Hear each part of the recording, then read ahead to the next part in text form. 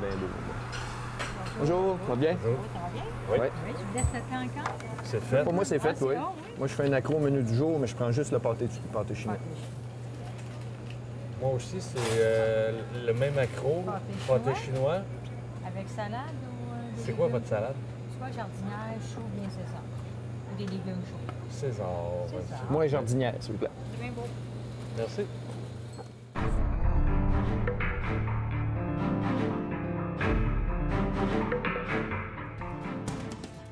En compagnie de François Havard, romancier, scénariste à succès. Puis bienvenue à Vision X, merci d'être venu nous voir. Alors, je voulais savoir, d'aussi loin que tu peux te rappeler, as-tu toujours voulu écrire ou c'était-tu dans le plan de match de gagner ta vie en écrivant? Je pense pas que ce soit dans le plan de match de grand monde de gagner leur vie en écrivant, mais écrire, c'est un besoin qu'on a à l'intérieur, comme d'autres, c'est de chanter, c'est de peindre, c'est de se lâcher lousse en faisant du sport. Tu portes ça en toi. Je portais ça en moi, mais le but, j'espérais écrire pour gagner ma vie, mais c'était plus un rêve qu'un objectif. On se donne pas ça comme objectif. Si ça arrive, tant mieux. Si ça arrive pas, tant pis. Je retenais l'attention en faisant rire. Dans le fond, c'est peut-être plus faire rire qui était l'élément déclencheur, parce que tu remarques à ce moment-là, tu le comprends pas. Mais depuis, je me le suis expliqué comme ça.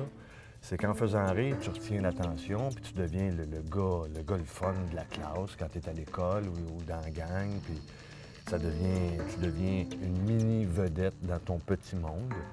Et puis, moi, j'ai trouvé que la meilleure façon de pratiquer l'humour, c'est par le biais de l'écrit.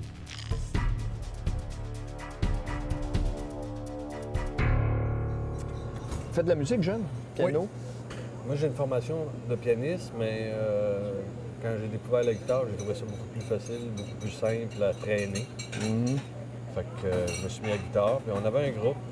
Comme on n'était pas très compétent sur nos instruments, moi, j'étais un claviériste, puis tout ça, puis qu'on ne pouvait pas faire les covers qu'on aurait voulu faire du yes quand t'es pas compétent musicalement. Tough. Fait qu'on s'est mis à faire des compos qui allaient à l'intérieur des limites de ce qu'on était capable de jouer. OK. Mais c'était fondamentalement mon rêve. Le TQ, là, c'est pas de gagner la Coupe Stanley. Moi, c'était d'être une rockstar. Ah ouais? Ouais. Puis d'être en avant? Curieux, parce que ça revient souvent, ça. T'étais drôle, t'étais clown. C'est pas d'être en avant, comme d'avoir tout le train de vie qui était lié à ça.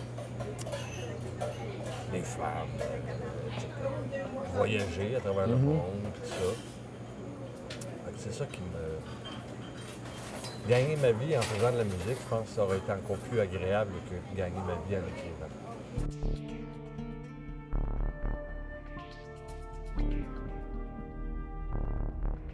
J'ai commencé à gagner ma vie en écrivant à l'école, à faire des petites piges, c'est-à-dire en faisant les compositions et les travaux des collègues au secondaire. Et on me payait un paquet de cigarettes. Dans ce temps-là, c'était correct. Ouais, ça. On me payait un paquet de cigarettes ou 5 ou 10 piastres pour faire une dissertation, des choses comme ça. Pour moi, c'était aussi facile que pour d'autres, ça l'est de mettre un ballon de basket dans un panier de basket. Moi, quand j'étais jeune, j'étais un petit wise qui court vite pour éviter les coups après avoir crié des noms avec un grand-père. Ouais. OK. D'ailleurs, ça a été assez indispensable, je pense, à ma survie assez régulièrement, d'avoir un grand frère. J'ai développé beaucoup de culpabilité par rapport à ça. Honnête, ça, c'est vrai. Hein? Honnête. Ouais. Oui.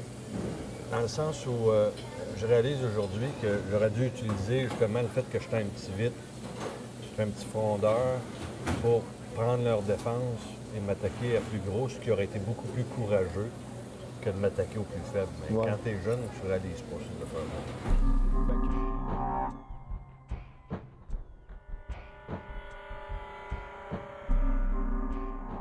En fait, tu étudies en littérature à l'université. En création littéraire.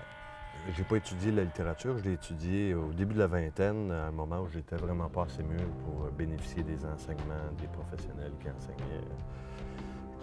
J'étais à cet âge magnifique où on se croit plus fort que tout, meilleur que tout, plus brillant que tout.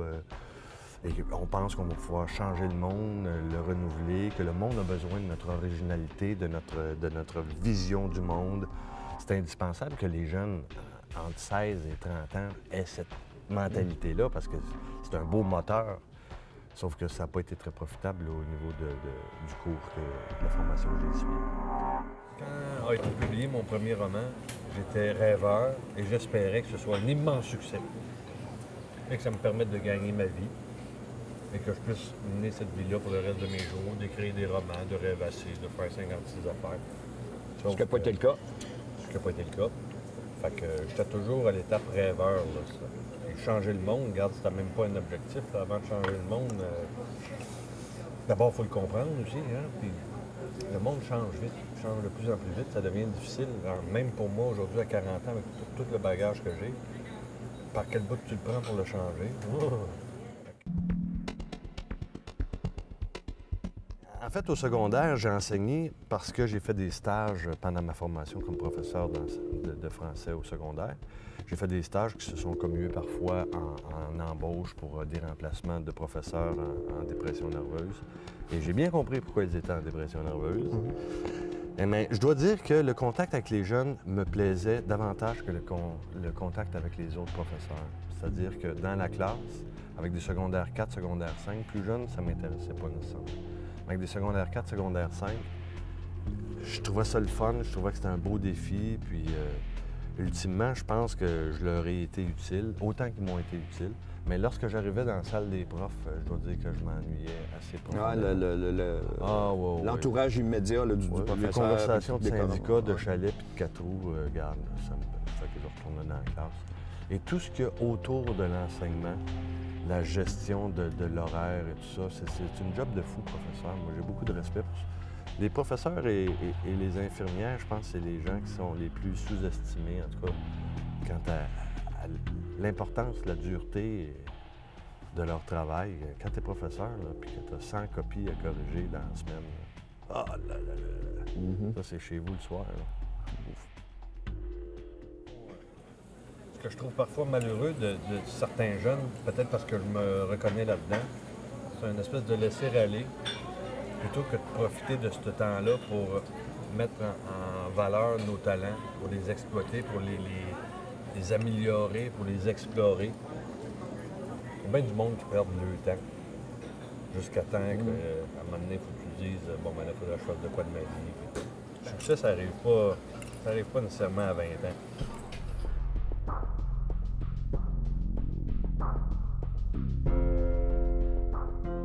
Moi, je travaille avec des humoristes qui ont quelque chose à dire, qui savent comment ils veulent le dire et qui l'écrivent eux-mêmes d'abord. C'est-à-dire que Martin Matt ou Louis-José Hood écrivent quelque chose. Moi, mon travail, c'est de faire en sorte que leur travail soit encore plus efficace.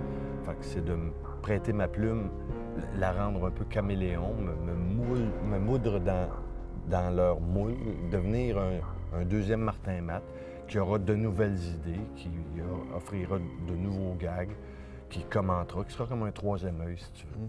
Mais généralement, ça vient d'eux. Et moi, c'est ça que je respecte chez les humoristes avec qui je travaille. C'est des gars qui savent ce qu'ils veulent dire.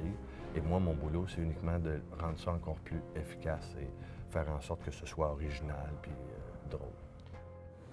Sont-ils exigeants ou sont-ils satisfaits? Je veux dire, y a-tu des ribans où tu fais là, il me semble que tu aurais pu, on pourrait faire plus ou... Je travaille avec des gens, je ne sais pas s'ils sont tous comme ça, mais des gens qui sont extrêmement exigeants envers eux-mêmes. Et quand tu vois des gens qui sont tant exigeants envers eux-mêmes, tu exiges la même chose de toi-même. Je pense que jamais ils se posent la question, est-ce que